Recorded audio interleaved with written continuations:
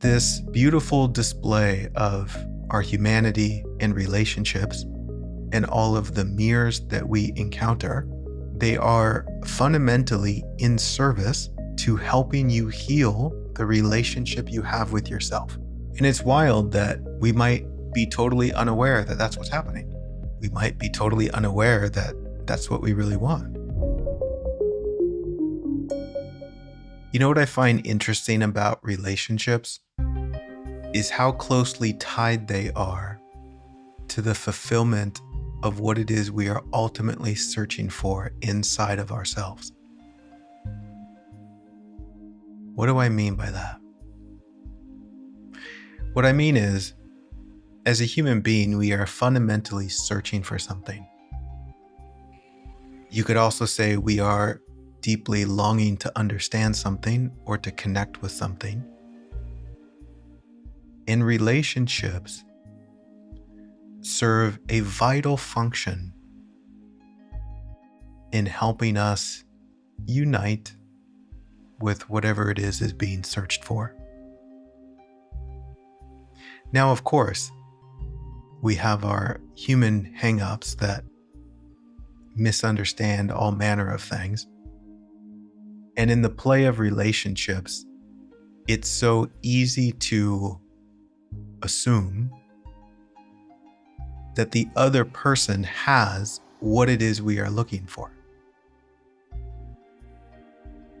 Can you see how this might be so? And this points to one of those foundational discoveries about spirituality and life that I feel are so paramount to understand, which we might describe as the illusion of seeking in the world. And this could also be said as the illusion of seeking in relationship, where we understand that, yes, I'm looking for something. Yes, something in me longs to understand something for the purpose of connecting with what my heart truly craves. And the illusion of seeking that makes it also problematic is the assumption that what you're searching for is out there. What you're searching for is held by somebody else.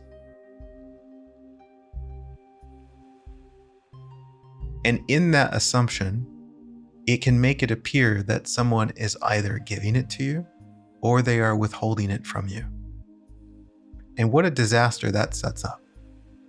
To see a world where somebody else is withholding the thing you want most. Somebody else, or even life out there in the world, is somehow withholding from you the very thing you are here to find. Do you see how that paints a picture of a world that is not a very nice place? And what's fascinating in that is to see that that world that is painted is based off of the assumption that what you're looking for is outside of yourself. It just sets it up to look that way based on the assumption. And furthermore, the more it is recognized that this primary thing that you desire, the primary thing you're looking for, is contained within the totality of what you are, then it sets up a different image of life altogether. And maybe we can paint a picture that says it's not being withheld by anyone. It's not given to you by anyone. But in fact, the world itself acts as a mirror that invites you to look more deeply within yourself.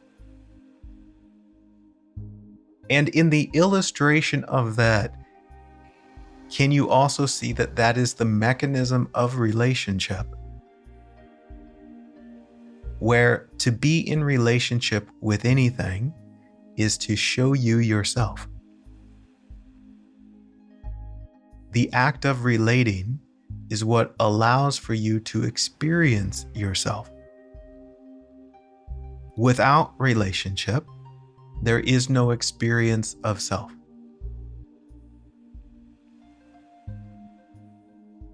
which shows you the vital importance of this something that we call relationship. Do you see how interesting that is? Where fundamentally you crave something specific, whereas there's one thing that you want most in life. And then in the foundation of this landscape, relationships are required in order for that to be discovered. And this relating goes beyond relating with people. I'm relating with the chair that I'm sitting in.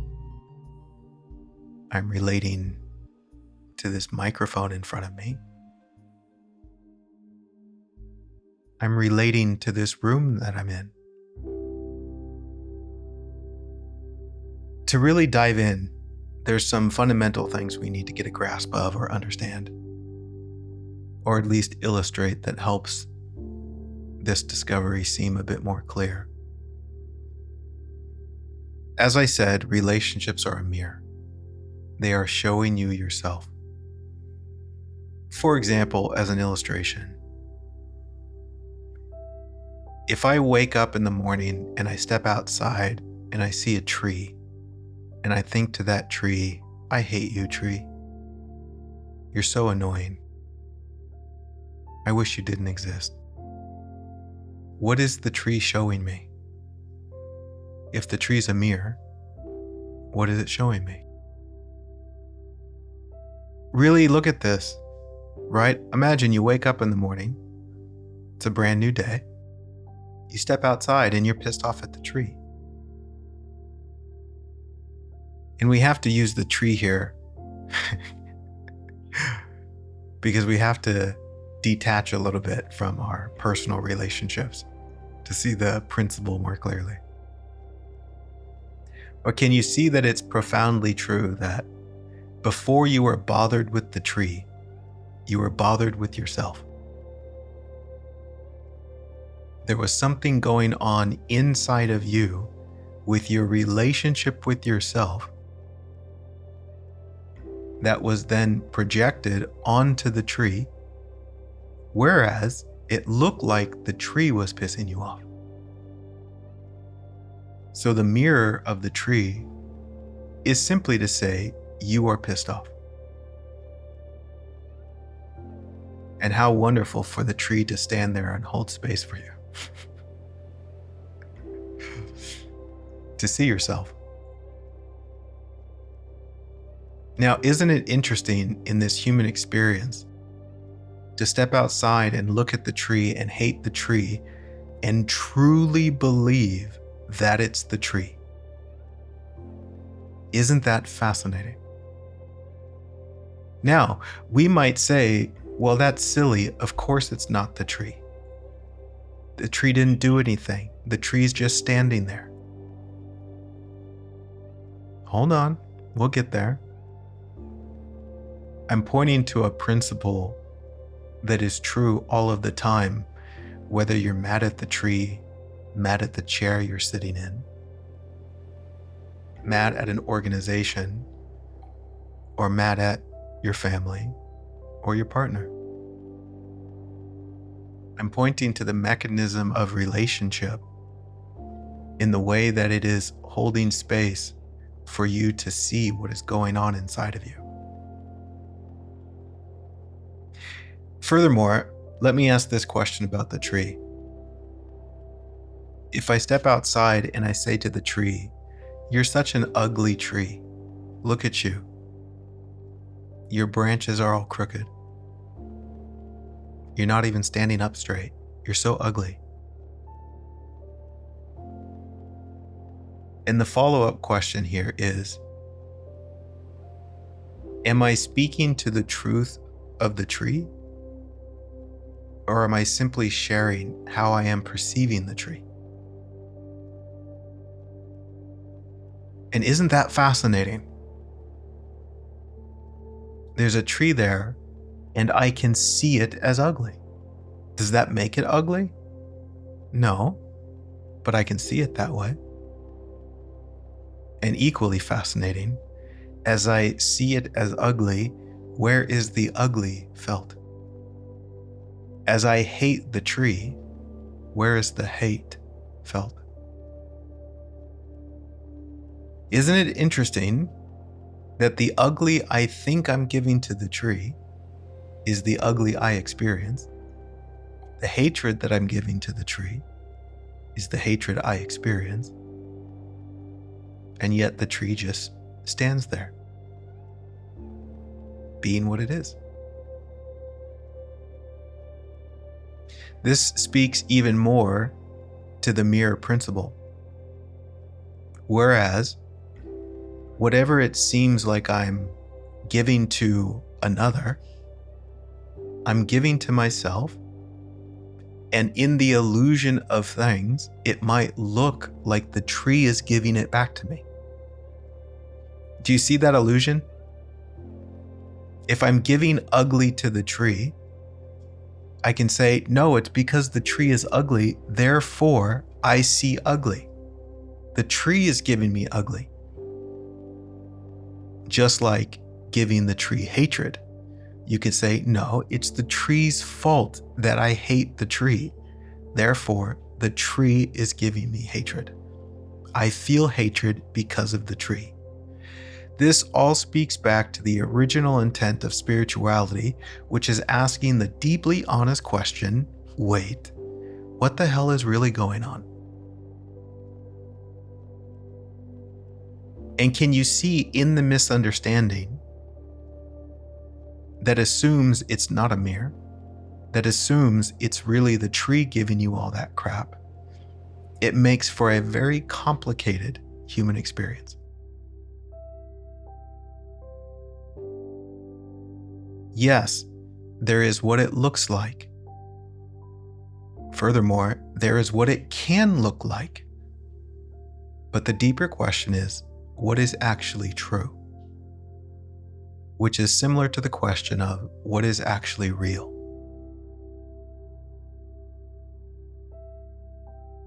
Why is all of this important to say? And before I say why, if I remember, I want to just offer the disclaimer that all of these words are just pointing. The truth of the matter can't actually be spoken. The truth of what the tree is beyond your perception of it can't actually be said. Words themselves don't touch reality. They are pictures that we paint that help us communicate with each other. But the words, the images, or symbols, they are a product of imagination. And there is a vast difference between imagination and reality. So there is the reality of the tree, and then there is what you turn it into via your imagination.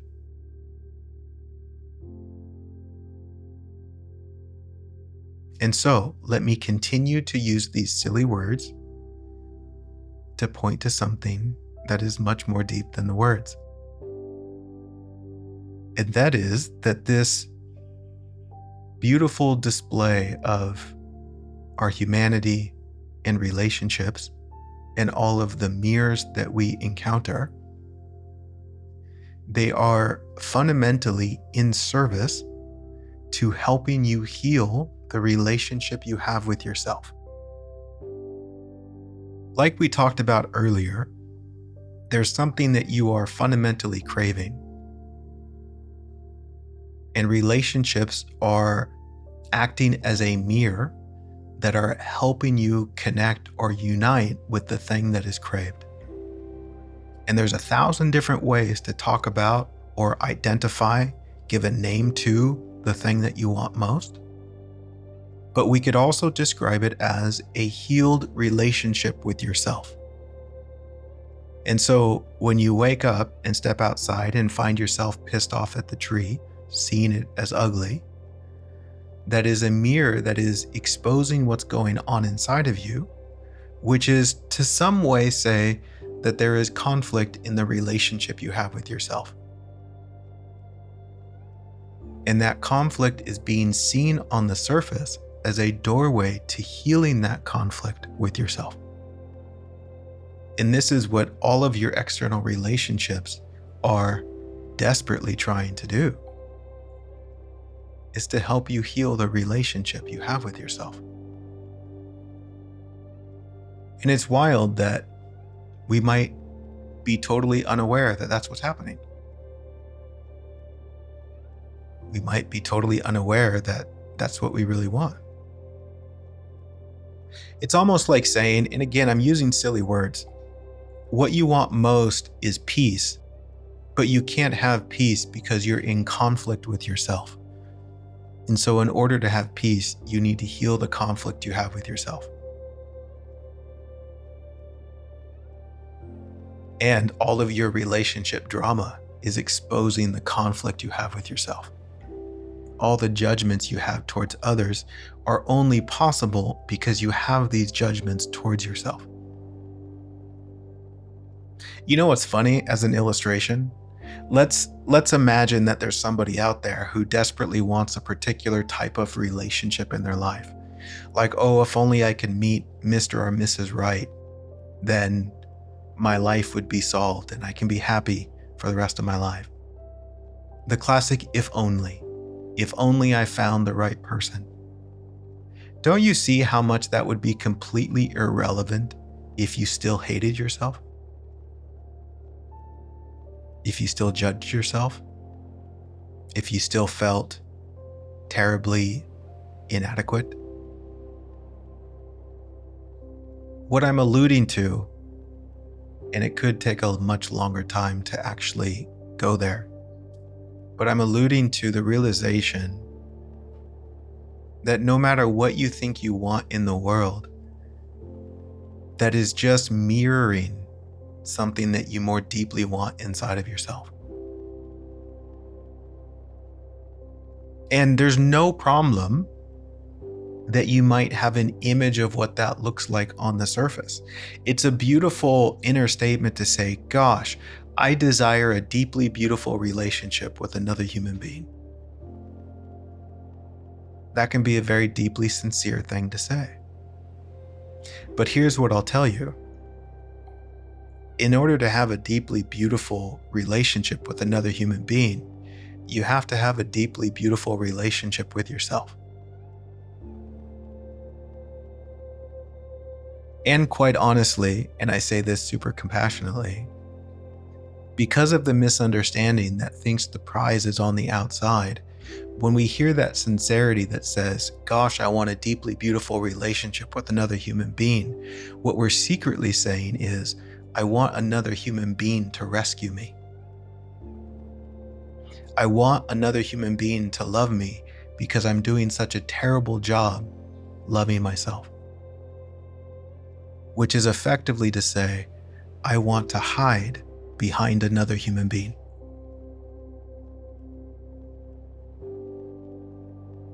How many of us had played that game? We all have. In the same way that we hide behind things in the world. It's the same mechanism. You can hide behind a promotion. You could hide behind a large bank account. You can hide behind past achievements. You can hide behind anything in the world. But the only thing those things are going to do that you're hiding behind, that you're in relationship with, is that they're going to expose what's really going on inside of you. Which is what we find as we develop resentment towards those things, just like we might develop a resentment towards our significant other or family, because they're not being how we want them to be, which allows us to hide behind them. If only you would be what I want you to be, then I wouldn't have to see my own bullshit. How adorable is that?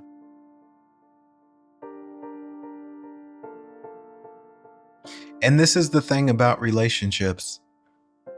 I guess it could be said that even though the image of a particular relationship outcome is not the prize, relationships play a vital role in holding space for you to connect with the real prize. And as you grow, as you discover a deeper capacity to heal the relationship with yourself, you begin to master what we will call the art of holding space.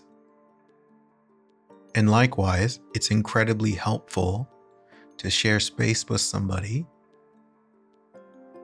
who does an excellent job of holding space. But it's probably wise to also say that wherever you find yourself and whatever relationship you're currently in is the fertile ground for you to grow. So again, so easy it is to say, if only you were better at holding space. As if life made some sort of mistake and you're not getting the appropriate reflection right now. Do you think it's possible that the mirror simply cannot be wrong? That the reflection you're getting is the reflection you need for your particular journey? If it's a reflection, how could it be wrong?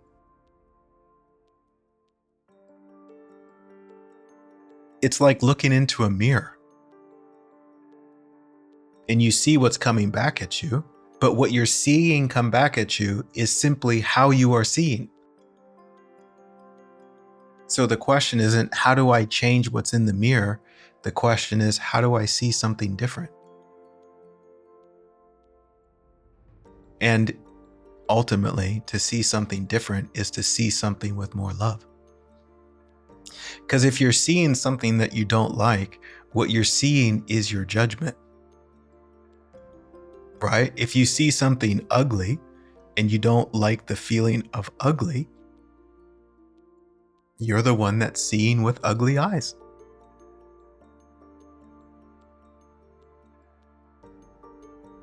Here's the thing about the mirror and the reflection. Put it this way. We'll return to our analogy of waking up in the morning and stepping outside and seeing the tree. If you look at the tree and you see something ugly and hateful, how close do you think you are with seeing the reality of the tree? Furthermore, if you step outside and you see a beautiful tree, let's say a reflection of a miracle, how close do you think you are with seeing the reality of the tree?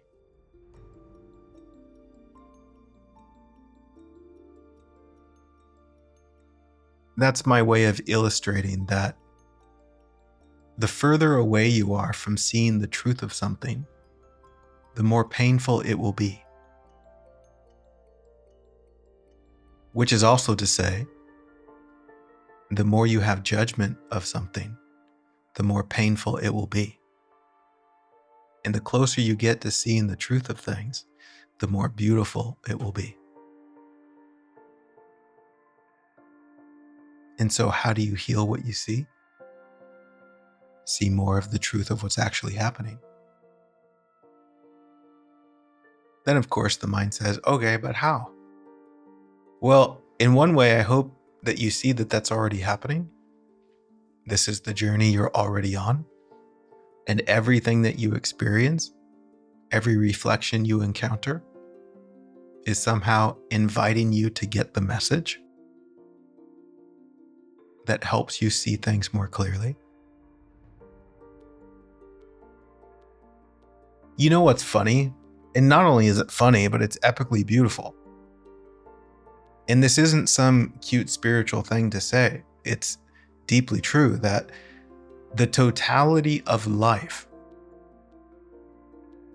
whatever that means, but I mean everything, the whole design, is 100% in support of you experiencing beautiful reflections and beautiful relationships. In fact, so much so, if you saw the truth of life, that's all you would see. Beautiful relationships and miracles everywhere, because that's the truth of what's there. So do you see how it could be true that the totality of everything is 100% in support of you seeing what's actually there? Because that's what's actually there. And the pain of not seeing that is an alarm that says, hey, the way you're seeing is not to see what is. That's the mechanism of the pain. Just like when you touch fire, it hurts. Why? Don't do that.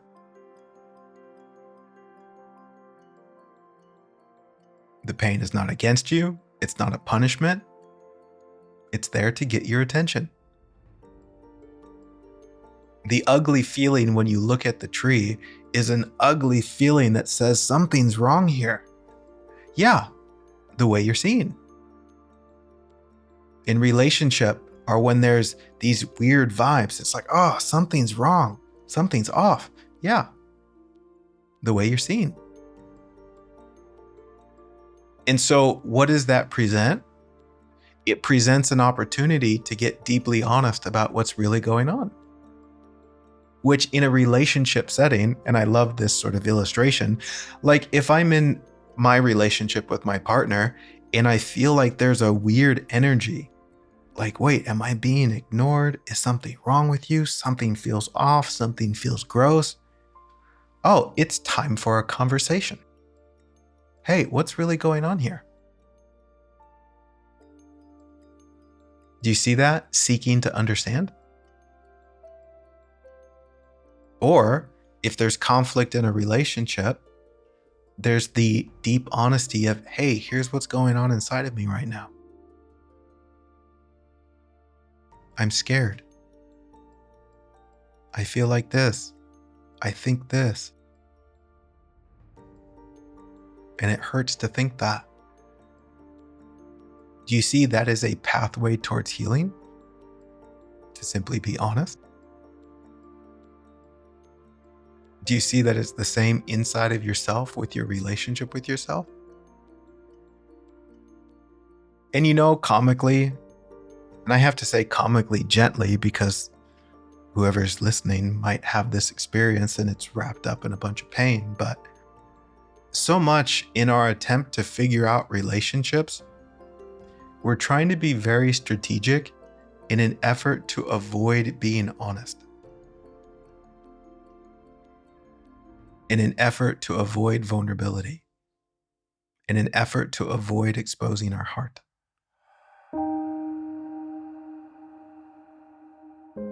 In an effort to make the other person be how we want them to be so that I can keep hiding.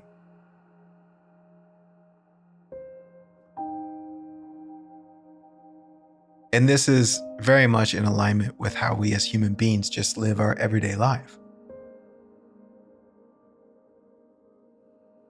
Where it's not really a question of help me see what's true, it's a question of help me get what I want.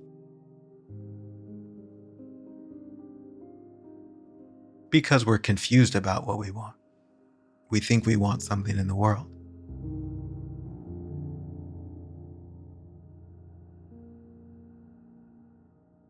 Isn't that wild?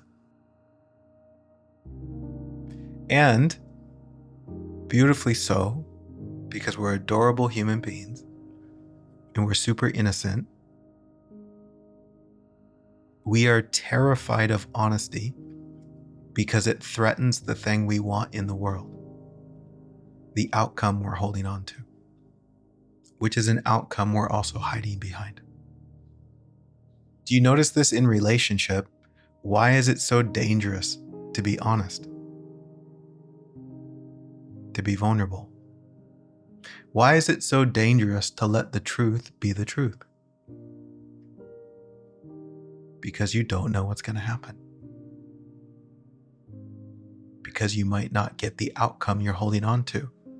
You convinced yourself that if you get the outcome, then you'll be enough. And so you're going to keep pretending, keep hiding, not let your heart breathe, so that you get the outcome in the world. Which isn't what you really want. What you really want is to let your heart breathe. Which is also to say, What you really want is to let the truth be the truth. Do you see this? What you really want is to let the truth be the truth, which is also like saying what you really want is to be yourself.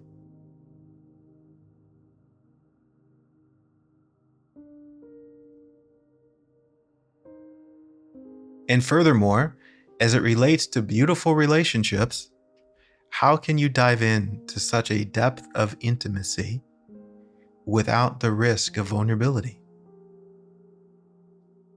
Without risking it all by being honest? It's the same with life.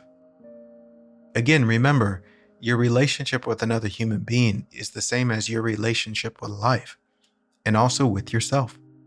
So all of these things that I'm saying related to maybe a romantic partner applies to how you dance in life. You might have a particular outcome in mind with a relationship partner that you're holding on to or hiding behind, and therefore being honest and vulnerable threatens that outcome, so you hide your heart. You don't allow yourself to be honest. You don't allow yourself to breathe. You don't allow yourself to feel what you feel. You don't allow yourself to be real. Which is really interesting, because this whole time you've been in search for the real.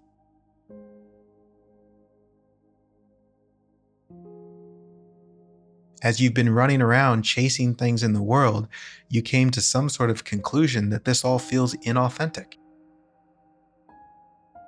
Right? You crave connection, yeah? Well, do you crave connection with something that's inauthentic? Something that's not real? Is that connection? Or do you crave a connection with something that's real? Well, in order to have a connection with something that's real, requires the realness in you. And that's scary. Yeah. So what's the conclusion in all of this? Probably the same conclusion that I always come to as I open my mouth and say whatever I say. Be still, open up, fear less, love more. And all of these questions related to how, my goodness.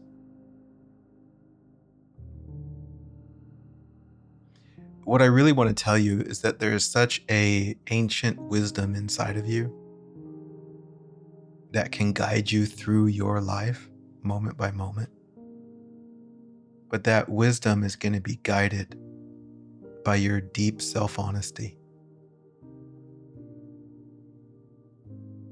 by facing the truth. And so often we want to avoid that part, understandably, because it can be scary. And yeah, sometimes it's nice to be held or to have someone that holds space for you. And then sometimes, since you are on a journey of learning how to hold space for yourself, sometimes you got to do it on your own. But also, don't use the excuse of, I got to do this on my own, to avoid the opportunity to be vulnerable and be held by another. I see that so often. Oh, I got to figure this out on my own. But really, I don't want somebody else to see how vulnerable I am. I don't want to acknowledge the reality that I'm struggling. I want people to think that I have my shit together. I don't want them to see that I'm just like they are. I want to be better than other people. How about you just be a human being? How about you just be you? And let's start there.